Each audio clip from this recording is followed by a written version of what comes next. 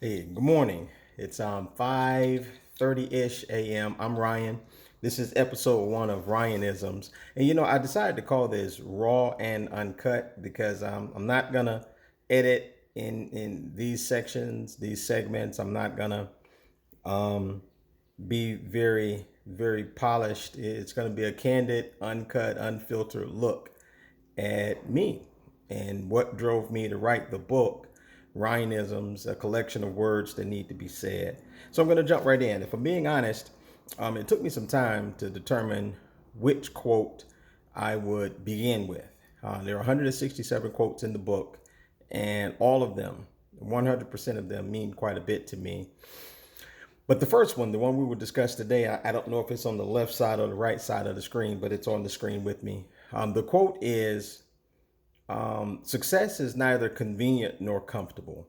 The quote is, success is neither convenient nor comfortable. I've been saying this for a decade plus, and people that work with me for in any period of time, short or extended, they begin to laugh because I use these quotes quite a bit, and so sometimes they'll jokingly and mocking me finish my sentences for me, which is in my mind a sense of admiration, but probably not for them. It's saying, this guy is always repeating himself, but that's one of the ways that you learn. You can tell people anything one time and they get it. If they get it, great. If they don't, they don't. But teaching requires you to be repetitive, to say things over and over again. That's how you educate, and so that's been my leadership style, is repetition and just saying things over and over. But the quote is, success is neither convenient nor comfortable. Let me jump right in. When you decide to be any level of successful, I'm here to tell you it comes at a cost. Whether it's time, whether it's relationships, whether it's money, whether it's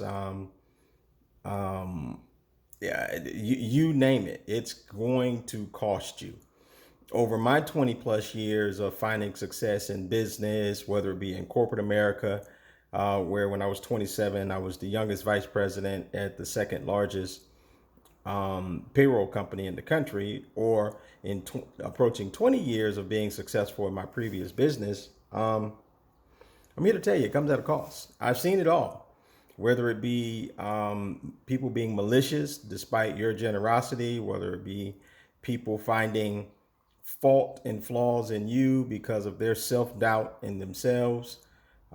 These things happen, but when you move into leadership and you take on the monumental task of coaching, guiding, counseling, and leading others, you just have to put some things on the table. I have an uncle, Joe Garner is his name. He lives in Albany, Georgia, a successful guy, and has been one of my mentors my entire life. He said to me, he said, Ryan, if at the end of the day, everyone is happy with you, you probably haven't done anything worth doing. And he said that to me over 30 years ago.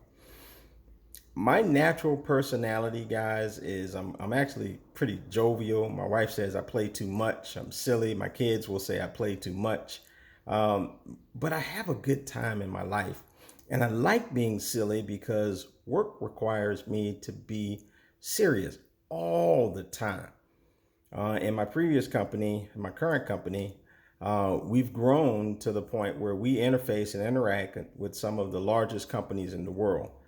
And they play in the deep end of the pool. And you've got to be ready at any given day or time, because the pitfalls and the traps and the landmines, they're happening. They're just simply there.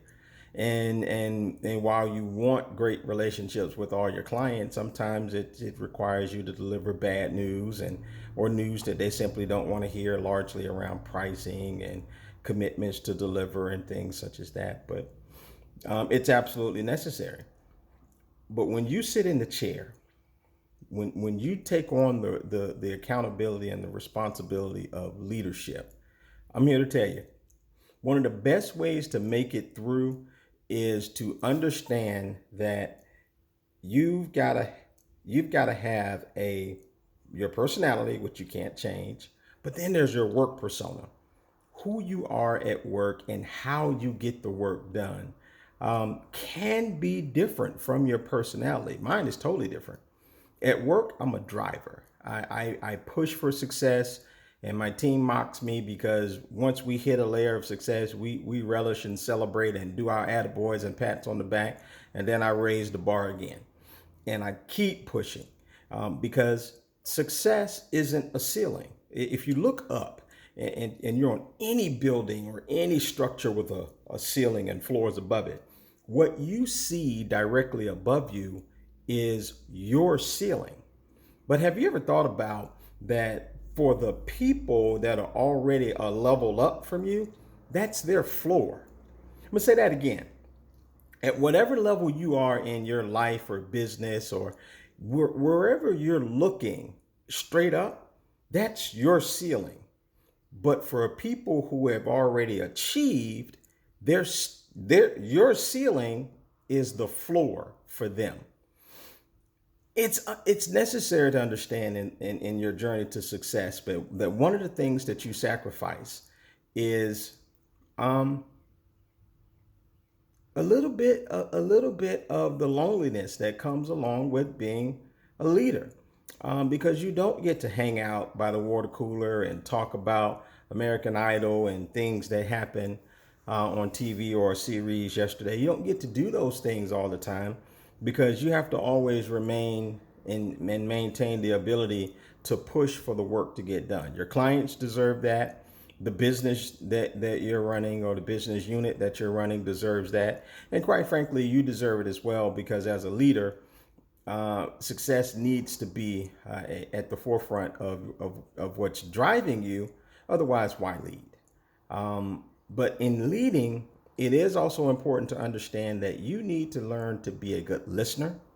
You need to demonstrate the ability to follow because people don't respect positions. People respect people. And you have to garner the respect of people.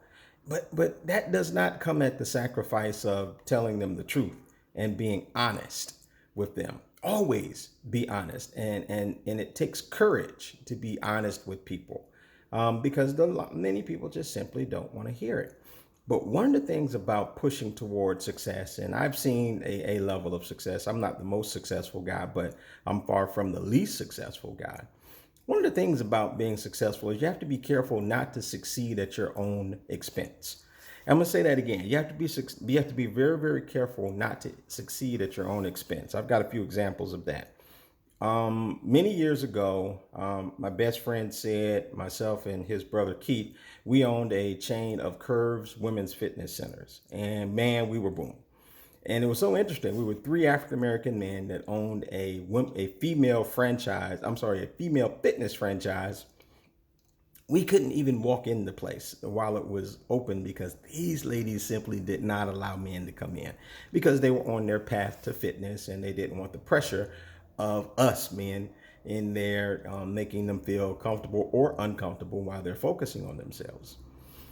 And that business took a turn after several years. The Doraville plant, GM plant in Doraville, Georgia, closed. And when it closed, we saw up to just over 30% of our monthly drafts were coming back insufficient funds. And you just simply cannot run a business that way when that much of your revenue is coming back insufficient. So I didn't have the heart as the business began scaling down. I simply didn't have the heart to lay people off. So what I did is I started dipping into my savings account and I was making payroll from my personal savings account. And over a very short period of time, I lost and I lost big. You would have thought that I learned my lesson then, but I doubled down and did it again in my last business.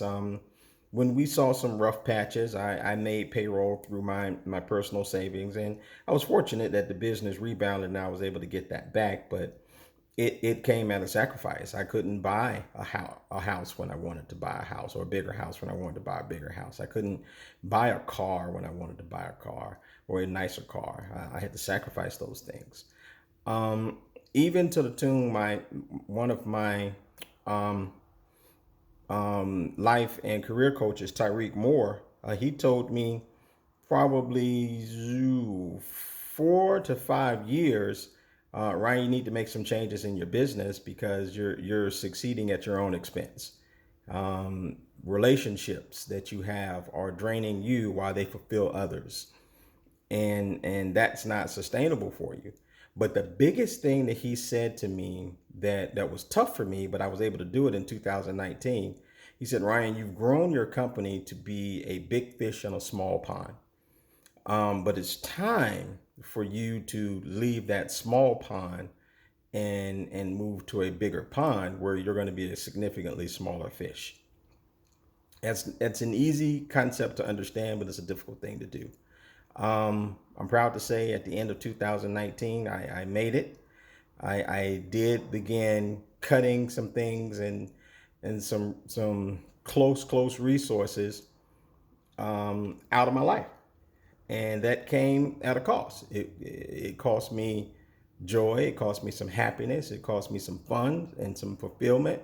It created some sadness and a void in my life, which I had to get some professional counseling to help me move past that. But as I stand here in 2021, I'm a better man for it. And some of the things that are coming my way, you'll see announcements coming very soon, are positioning me in a much bigger pond where I'm a smaller fish, but I'll be interfacing with big fish in a big pond. So success is neither convenient nor comfortable. And I want to end by saying this. If you find yourself questioning or hesitating because Lee, that's not fun, or that's hard, or that's not convenient for me, or I'm not comfortable with that, really evaluate what's motivating you to be on your current journey, because success isn't convenient. It doesn't come at the time frame you want it to come. It doesn't come during the normal business hours. It's 5:30 in the morning right now, and I'm recording this message, and I've been up 3 hours working. By the time the average person takes lunch, I've put in my 8 hours of a day, and I've probably got another 6 hours to go. But I sacrificed that because a guy named Bob Butterfield told me many years ago in a previous career. Bob said, Ryan, if you're willing to do for 10 years what other people were unwilling to do, you will for the rest of your life be able to do what other people can't. Bob told me that. He lives in Lakeland, Florida. Appreciate it, Bob. I remember that you told me that, and I live by that. And I'm inside my 10-year journey because I owe it to myself. I owe it to my family. I owe it to my children. I owe it to my wife, my mom, and my dad. I owe it to everyone that's believed in me over the years to push to the highest level of success possible and achievable for me, and to never, ever stop my journey to success because I found it to be either inconvenient or uncomfortable. I'm Ryan Hill. The name of my book is RYANisms. This is RYANisms, if you will, raw and uncut, unfiltered, just a direct look inside me and why I wrote this book and what these quotes mean to me. I'm really hopeful that this is helpful to you. If it is, leave a comment. If it's not, leave a comment. I like the dialogue. Just tell me what you think, okay? Ryan Hill. The name of the book is RYANisms, a collection of words that need to be said. Signing off.